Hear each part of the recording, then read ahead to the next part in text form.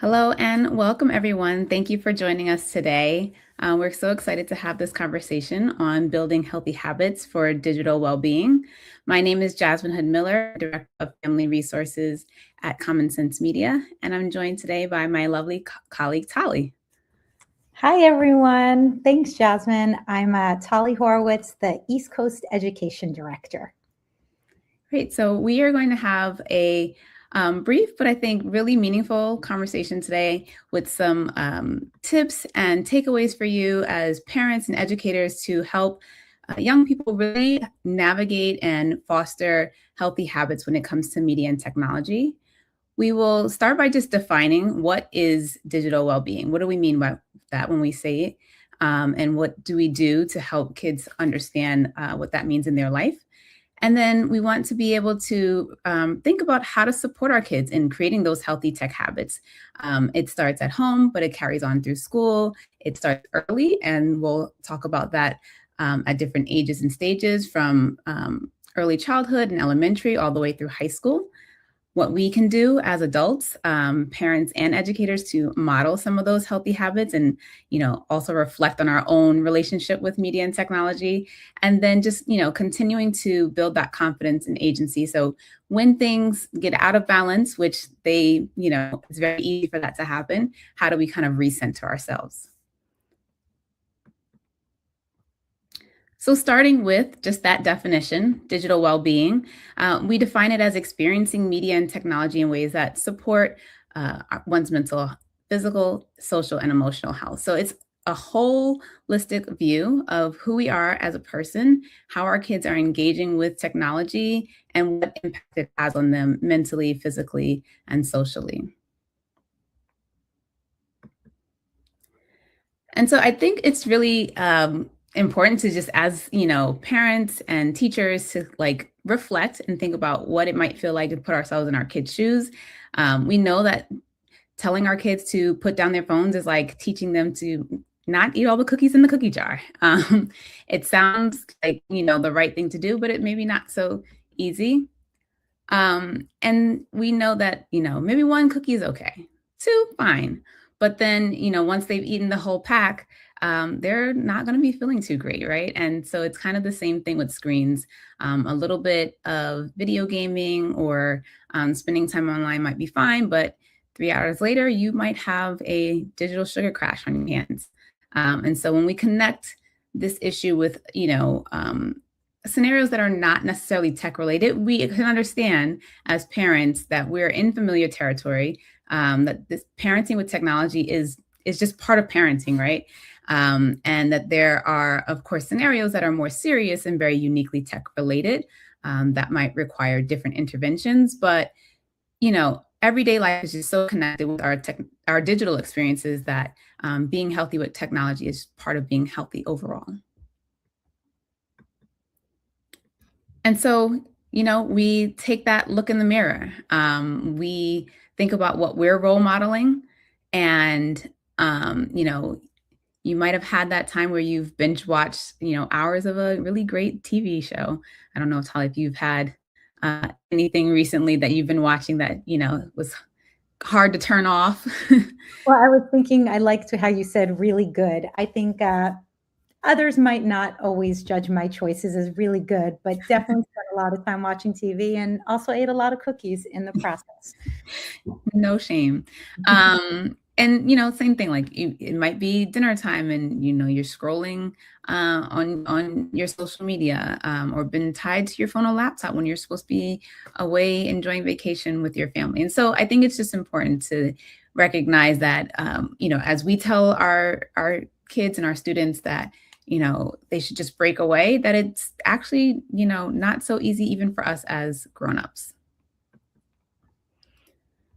And so, having this kind of like do as I say, not as I do, won't really work. It is being aware of our own relationships first with technology to model those healthy behaviors that we want our kids um, to build up, and then thinking about ways that we can show them rather than just tell them, right? And so there's just like you've managed, all of the other kind of um, parenting things that get thrown our way, whether it's that, sugar rush or um, tantrums and things like that. Technology is where you come in as a parent, even if it may feel like your kid is, more advanced than you and they may feel more tech savvy than you, but we step in as the adult, as the teacher or the parent to, give them that guidance because at the end of the day, you've got this. And so um, you don't have to be a tech expert to help your kid build healthy habits, but we just have to all be working together to support them in fostering those skills.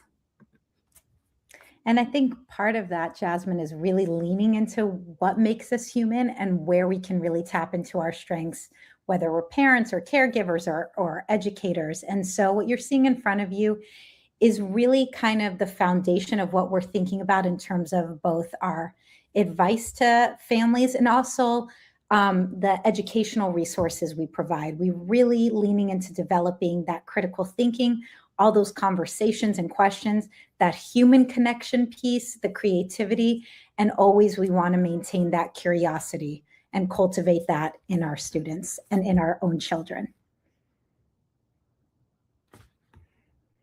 So this is our free digital literacy and well-being curriculum. You can see that there are 6 topics in front of you. We're going to focus today on our theme of healthy habits, which is focusing on balance. And you also have the link to that website in front of you. We're going to demonstrate pieces of some of our lessons in a moment. And so feel free to follow along as well. And so pulling from those healthy habits lessons, helping your kid build healthy media and tech habits isn't about, like I said, being tech savvy. It's about having those supportive conversations, engaging and encouraging those skills that you already think about and instilling them when it comes to their physical and mental health.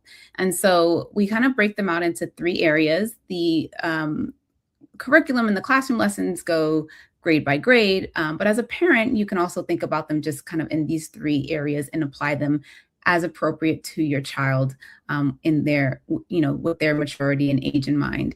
And so the first is, thinking about how our mind and how we feel after, doing all the gaming or doing all the social media, eating all the cookies, right? Like after it, you might feel a little uneasy, you might have a little bit of regret, and might want to then kind of offset that with some more positive or healthier choices and activities. And so think about that mindfulness part of it, of how it's making you feel, also how it's making your body feel, like checking in with your body. When you've spent a lot of time in front of a screen, you want to go out and get some fresh air or do something active. And so making sure to take those breaks and having a balance with offline activities. And then the third piece of it is just acknowledging that in this environment, in our digital world, it can be hard to stop. And that's not your fault as a consumer, as a user of these devices and apps. It is how they're built. It's a lot of tech design is kind of like junk food. It's scientifically created for you to crave more. And we'll talk about some of that in just a moment. But really just reclaiming that control by having the awareness and building these skills will be really helpful for your children. And Jasmine, one other thing on that, I think, one of the key pieces in parenting overall is helping our kids make those connections. So I'm even thinking about the cookies and sugar analogy. After my kids eat a lot of candy and sugar, if you came up to them and said, "How do you feel?" They'd say, "We feel fantastic." But it's sometimes doesn't kick in till a few hours later. So I think it's helping our kids notice that over time. And so that's where we're just getting them in the habit of monitoring how they feel in general and being in touch with that. Absolutely.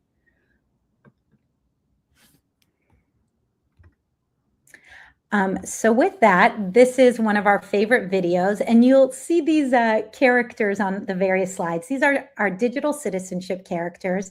They align with those 6 topic areas we showed you before. And this is kind of the overview video talking about why balance is important. So we're going to play it. Fair warning that this video and all of our other ones will get stuck in your head. Balance is important for me and you. Balance helps us stand up straight and keeps us in our shoes. But sometimes with technology, balancing's hard to do. Yes, balance is important for me and you. So gather around and hear our song. You'll learn these words are true. When you look up from your screen when a friend says hi, share your game if they want to try. Play outside when the sun is bright. Devices go off when you say goodnight. It makes your whole self happy when you're balancing just right. Balance is important for me and you. Your heart, your head, your arms, and your legs need that balance too. Too much of something can make you mad or blue. So trust your guts, get on your feet. There's so much that you can do. When you ask before you take a phone, invite a friend if they're all alone. Stick to sites you know online. Go outside when the weather is fine. It makes your whole self happy when you're balancing just right. Media balance isn't easy. We know that this is true. Just think about this balance song. It'll help you through. These are so sweet. My kids love the Digital Citizens, especially my youngest.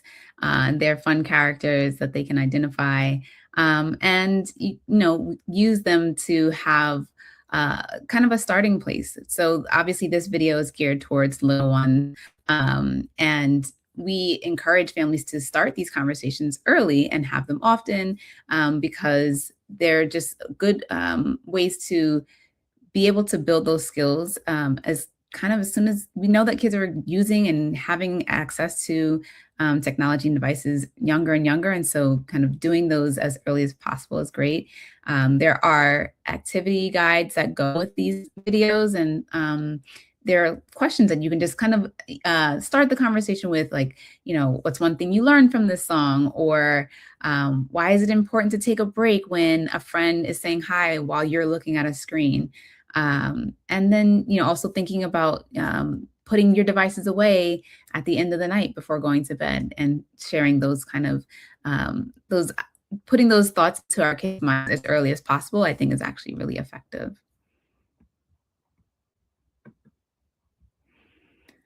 And so as we're, talking about balance, one of the things that we, hear all the time from families, and we, experience ourselves as parents, and a lot of conversation around screen time. And I think it's, critical to always just keep in mind that when we talk about screen time, that it has really evolved, right? It's not just monitoring how much anymore, as far as like minutes or hours, but that kids are, as they're developing and they are having more interaction, it's about the quality of that interaction with the technology or the device, what they're doing on it. And so there's passive, where they may be just watching, or if they're an older child, scrolling through, autoplay might be on, versus something that is a more active, where they are engaging cognitively or physically with the technology or device. And there's no judgment, right, about passive. There's a time and a place for that, to be able to have those moments to kind of just, relax and enjoy some entertainment. But, as a parent, you want to help them think about where that balance is. And I think too, just one other note with the passive is, especially for our real littles, if they're watching a show like Daniel Tiger, it might look passive, but because there are those pauses where they ask questions, that can actually be more of a kind of active viewing too. And in terms of autoplay, if you have any control over the device your kid is using, we highly recommend you turn off that autoplay. Yeah. And that's also a great point, Tali, that, with our younger children, trying to co-view and co-play as much as possible. It's not always possible, but when possible, is a really great way to reinforce learning for young children. But then even for like the older kids, like for my older kids, when they're playing a video game or something like that, it invites me into their world and allows me to kind of see what it is they're doing, what it looks like, who they might be engaging with. And so sharing those moments is actually really important too. And I think, Jasmine, we both have middle schoolers too. We're a non-headphone household. So when you're playing the video games, right? Or, if my kids are watching TV, I never want the headphones on because I'm not necessarily watching with them, but if I can hear it, they love when mom jumps in with her questions and comments. Exactly. So, in having conversations, sometimes it's, really helpful to have a little tool, a little kind of quick in your pocket conversation starter as a way to be able to, whether you're driving or commuting to and from school or to the grocery store, to just be able to like spark some conversations. And so we have these cards that pose these questions in a fun, light way. And, it's meant for parents and kids to kind of engage. And there are a few different variety of them. And we have them for across grade levels. But one here is never have I ever, gotten distracted by a device while doing homework or doing my own work.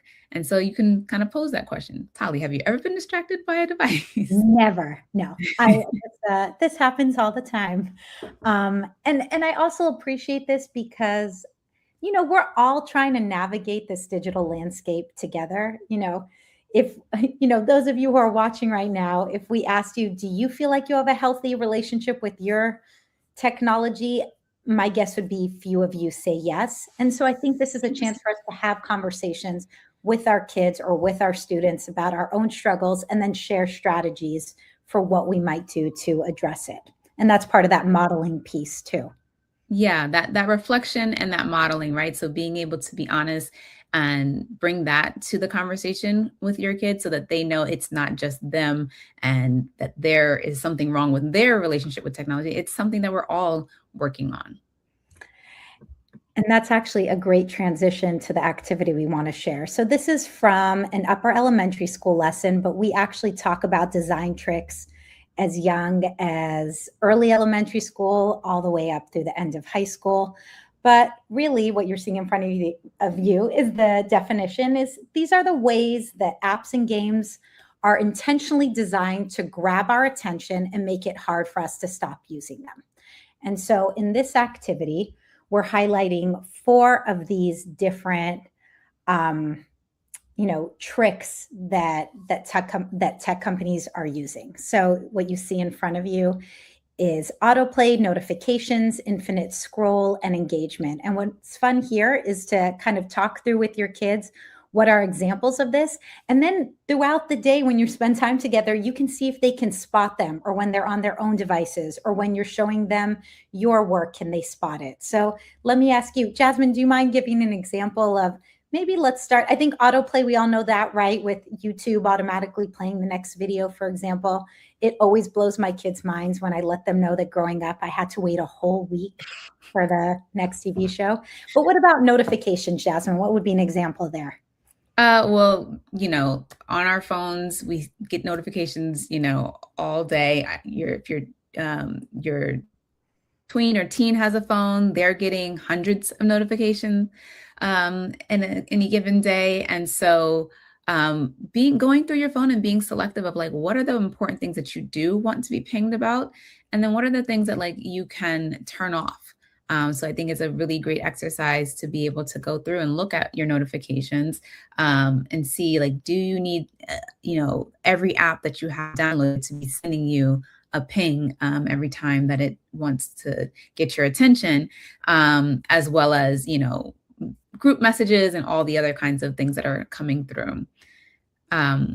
Another one that I was thinking about is the engagement one.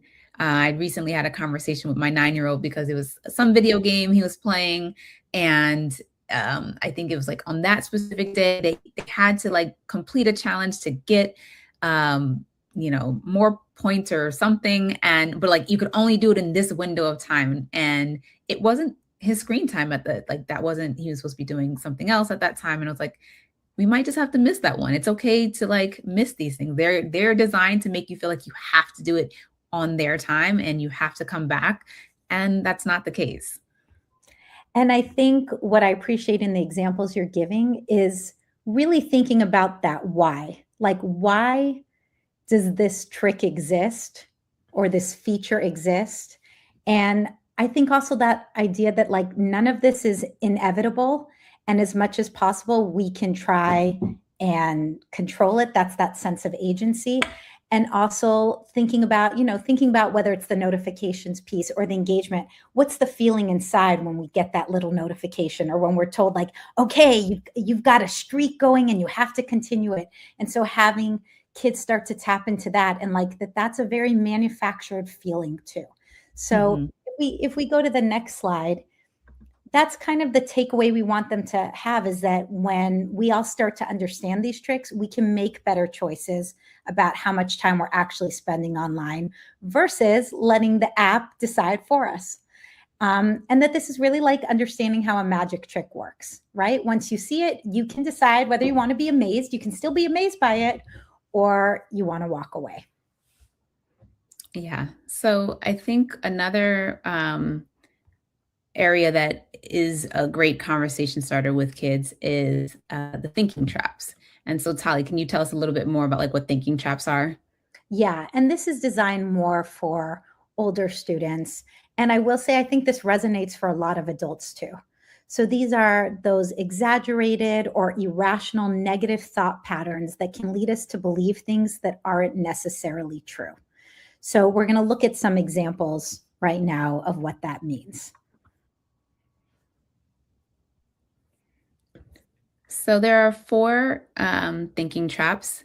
And the first one, I'll just go through it, the all or nothing, right? So kind of making these big generalizations when you're online. And like Tali said, this can happen for adults too, like where you might see a photo of a group of friends, or you notice that an invite went out to something and you think everyone's there enjoying it but you. And so that this idea that there is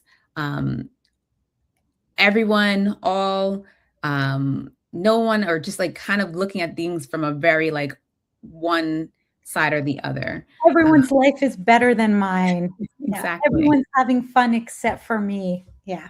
Exactly. So what are some of the other ones, Tali? How about like mind reading? Oh, mind reading. That's one of my favorites. That's when you're assuming that you know what's happening in someone else's mind, right? So for example, Jasmine, I send you a text, you don't respond to me right away. And I'm like, oh my gosh, Jasmine is mad at me. She's mad at me because my buzzer went off while we were doing this presentation together. And, kind of the idea around that is like, yeah, it's possible you're mad at me, or it could be that you're dealing with your kids, or you're dealing with work, or your phone died. So with all of these, whether it's that negative filter where you're only focusing on the negative, the fortune telling when you assume you know that something's going to happen, with all of these, the way to address it is really to name it. There's that expression, name it to tame it. And then you can start noticing it and you start thinking about what else it could be. Yeah, those are really helpful to be able to put a name to it, right? Because, you might also think that you're the only one thinking, or your kid may be thinking that they're the only ones having these type of thoughts. But when they realize that there's not only a name for it, but that these things are designed to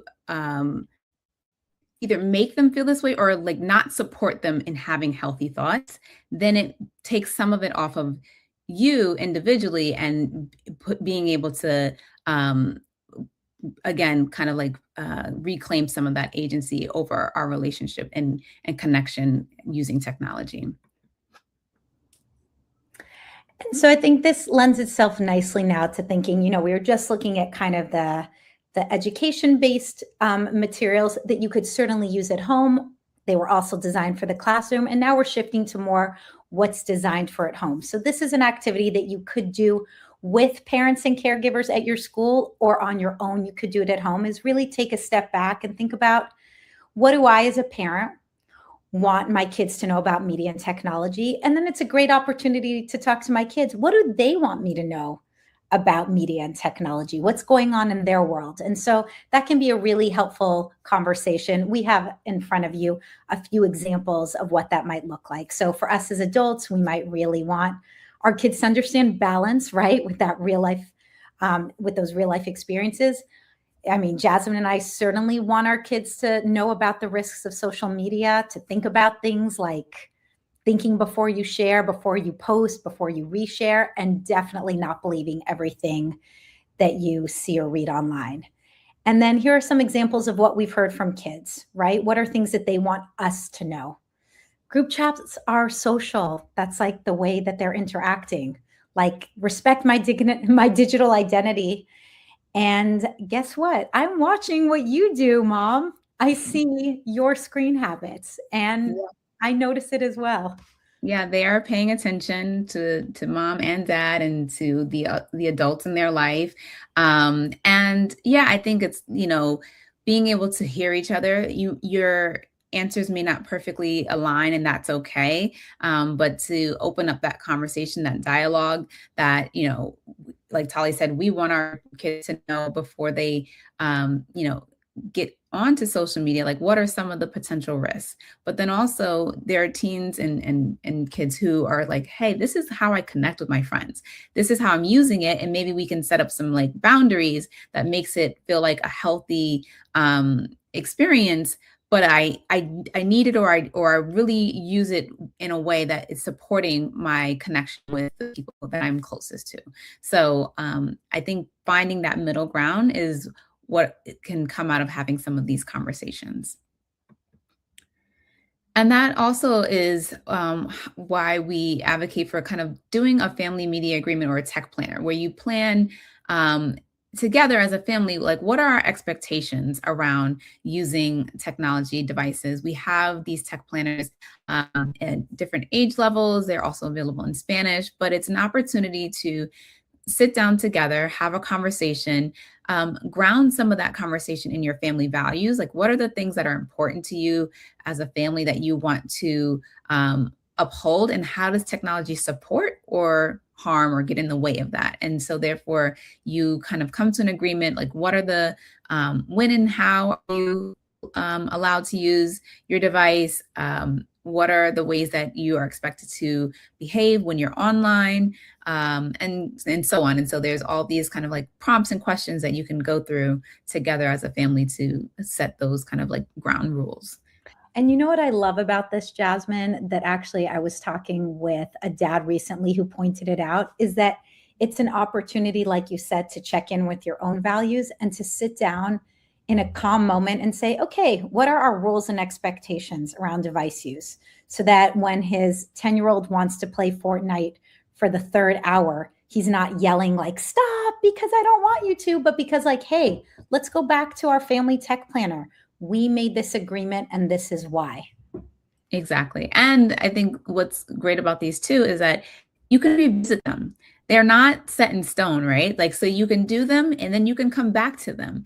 You can come back to them because maybe a new device was introduced in your house, or you can come back to it because you see that either your child may be struggling or they're showing more responsibility. And now they maybe have a little bit more freedom to use different tools and apps, and or have more time. And so there's no shame in, making a decision and then reassessing, and then coming back and saying like, this is working or this isn't working. And so being able to do that, I think, is actually really important. Yeah, let's check out a real life example. So this is from one of our parents, and they actually designed two different versions. So you see at the top, it says little kids. So this is for their younger child. And this was just kind of the expectations that worked for them. So, no devices in the morning. They had a late start day. Well, we'll see that on the next one. But on the weekend, they didn't want their kids waking up early to watch. So they said not until 9 o'clock. Restaurants, dinner, family meals were out, and that they always needed to ask permission before accessing sites like YouTube. And I love that pause for people. That, by the way, is from one of our lessons. And I know, Jasmine, you mentioned it earlier with the balance video too. And they actually have a little reminder there, because one of our videos talks about pausing for people, that before they end their technology time, the parent always gives a 10-minute warning. And then they do that whole routine of they pause, they breathe, and they finish up. It's not always smooth, but they said that it really helps a lot. And on the next slide, we have their example with their older kid.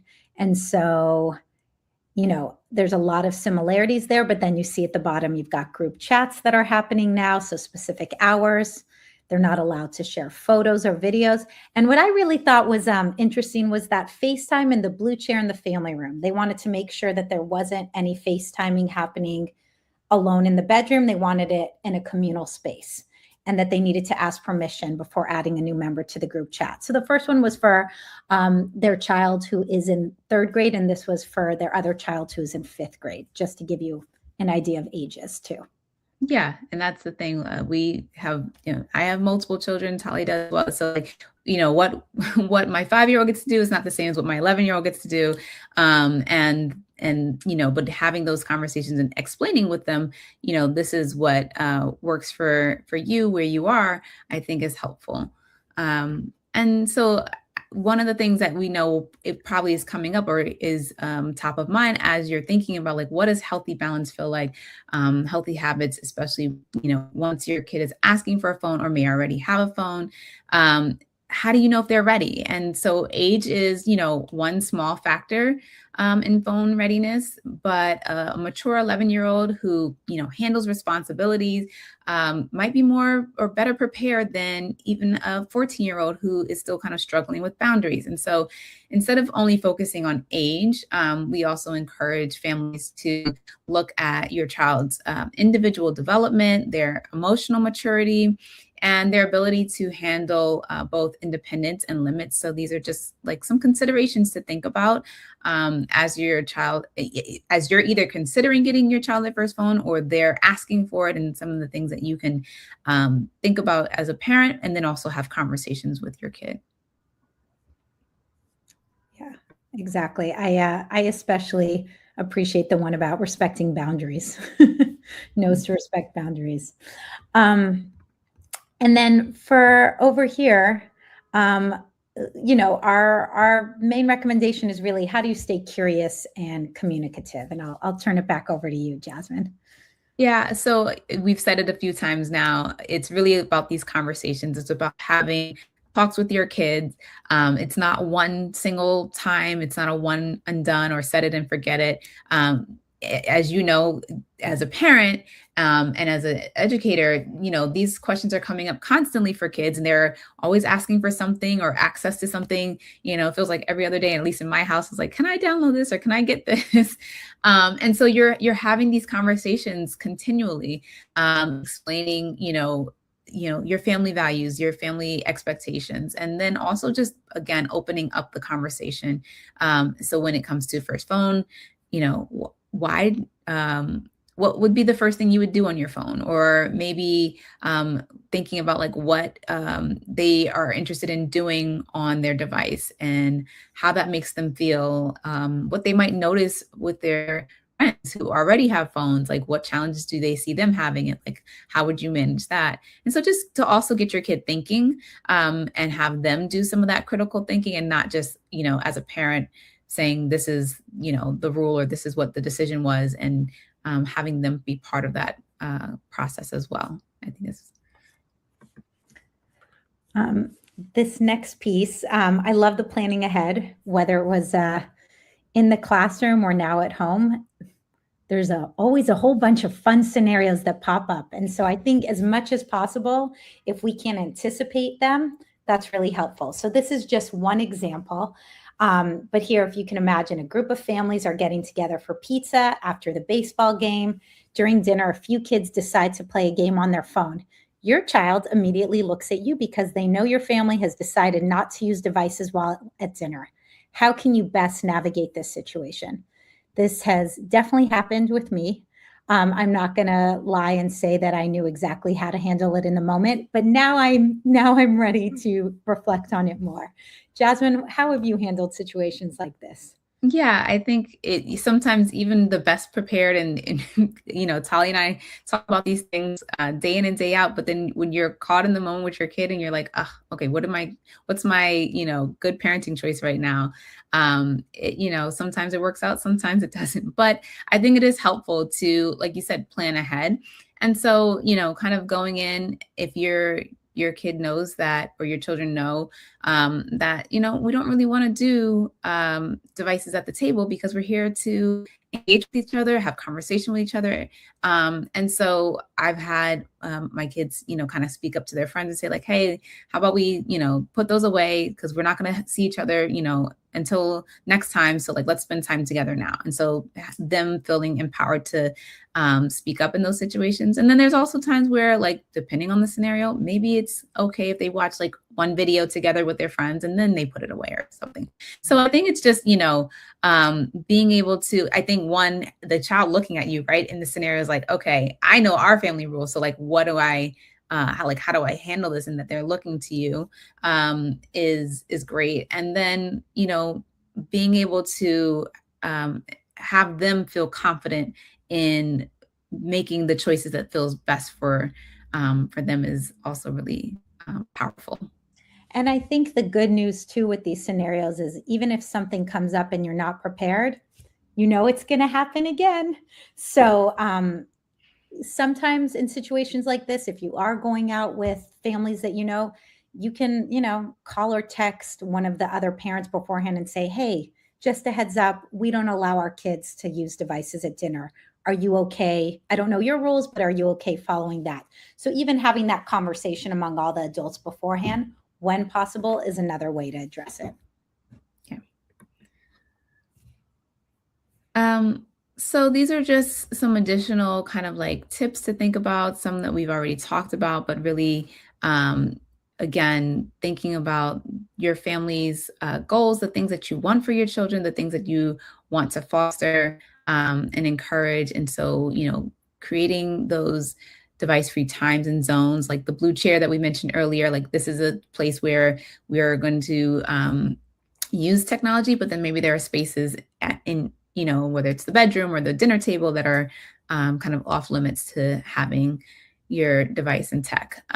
Role modeling, minimizing those distractions, like we talked about, being able to turn some of those off during homework time and other moments that you don't need to constantly being attached. Watching and playing together, and then doing that tech planner. So these are just things kind of just, to wrap up all the bits that we've talked about that will be helpful when you think about having these conversations and building these skills with your kids. And as we're closing, we really wanted to provide resources around balance, both for the classroom and for at home. So just kind of big picture in terms of our healthy habits topic area of our curriculum. We're looking at that mind-body environment that Jasmine highlighted, and we're really thinking about the different developmental stages. So just as a reminder for our littlest learners, grades K through 2, this is when kids are developing that foundational awareness to understand how to find balance in their technology use. At around grades 3 to 5, students are exploring concepts like making healthy media choices, recognizing attention thieves, right? So we looked at that, those design tricks activities, and developing practical strategies for managing digital experiences. So you can really model how you manage distractions and handle all of that. And in middle school, students are tackling more complex topics, the relationship between digital media, their brain development, what it means to create a personalized media plan, and they're developing more sophisticated self-regulation strategies as their overall lives are expanding, including their digital lives. Yeah. And so, to kind of mirror and complement those lessons that students and your kids are getting in school at home, we want to be able to reinforce those, right? We want to kind of be in sync with our educators and our teachers, that we're sharing these skills and these lessons both at school and at home. And so it's really having that shared vocabulary, reinforcing those things at the appropriate age and stage. And again, not needing to be tech savvy, but to just have those conversations and to look at those key skills and tactics, like we talked about, design tricks and things like that. And so I think that being able to have a whole community approach is the way that we really support our kids, where we are, as all the adults in their life, are supporting them to navigate and manage all of these. It's so much, right, that they are kind of being tasked with being able to know how to manage, and they're just learning and growing. Normally on top of that, there's all of these other things to think about, and so helping them by having the full support of all of the adults and caregivers in their life is really critical. And so as we are wrapping up, these are some other great resources. So you see the Parent Edit, that is our newsletter that I personally love and always learn a lot from. You see in front of you, it says the pressure to perform, but there's always really great advice. It's really short, targeted. We also have our Parents Ultimate Guide on a range of topics, including ChatGPT. And then, as Jasmine shared earlier, we have our, Never Have I Ever. We also have Would You Rathers. There's a whole bunch of different activities, and there's complimentary carpool conversations. So these are like 2 to 2.5 minute length podcasts posing a question that you can think about with your kid, and they're really fun. Yeah. So there are all of these resources, both across our education and our families resources, and they're meant to complement each other. And you can find all of that at commonsense.org. It's available on our app as well, a lot of the parent resources, and then the curriculum and all of those are also available on our website. And so we just wanted to thank you for joining us today. This has been a great conversation. We hope that you took something away as far as being able to recognize, as an adult, what it is and what it means to have healthy habits and digital well-being, and how we can support our young people in being able to do that as well. Take care, everyone. Thank you.